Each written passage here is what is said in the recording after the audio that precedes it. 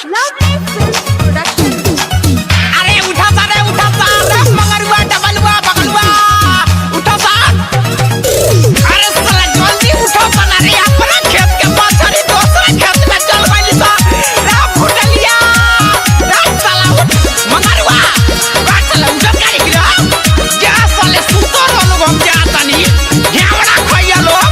कौनो जाल लेके आव कौनो बंसी बजाओ खाली नैनी बोई की देख हमरा मोरले बताओ अवसर अरे आ कोई नहीं भइयो रूप। कौनो जाल लेके आव कौनो बंसी बजाओ खाली नैनी बोई की देख हमरा मोरले बताओ खाली उठो सा सबेर भइल बारे। अरे लिया कुदारी बाल्टी रे रजवा शंकरवा भोलवा उठा सा भोर गए।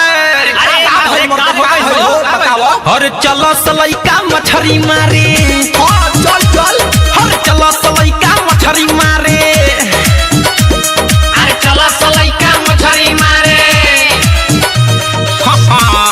ले आवा सा लोटा थरिया बर्तन हड़िया चला सा चवरा के खेत में वही जे खर धान कावल जाई आ मछरी पकावल जाई आ मस्त फर्स्ट क्लास मरचा के संगे पीस पीस के खाई जाई।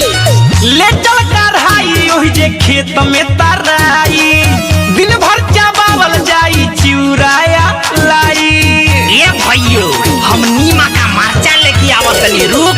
ले चल कढ़ाई ओही जे खेत में तराई दिन भर चावल जाई चिउराया लाई।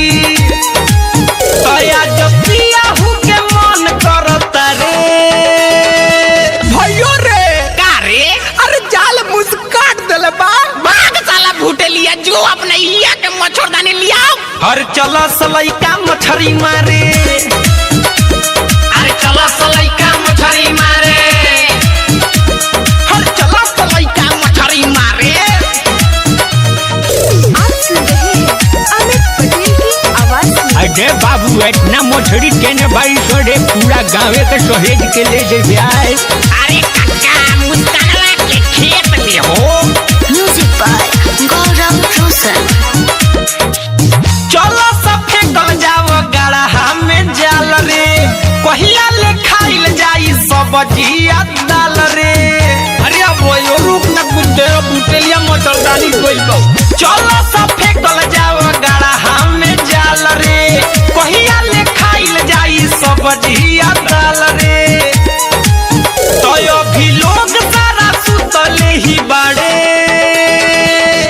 अरे रे साला भूटे लिया है ने आप ते बाना पर का करते रे रे भाइयो ओइ साला काले हमरे से गड़ा उदा होता अपन त घेवड़ा खइबा। और चलो सलैका मछरी मारे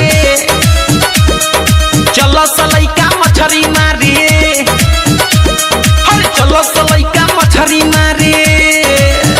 कौनो जाल लेके आव कौनो बंसी बजाव खाली नैनी बोई की देख हमरा मोरले बताओ खाली उठो सा सबेर भइल बारे। भाइयो रे होय देखना गरई पकड़ ले बानी फूफ काढ़ता हो अच्छो तोर हो रे अरे साला फेंक जल्दी साफ हो। हर चलो सलैका मछरी मारे हाँ चल चल हर चलो सलैका मछरी मारे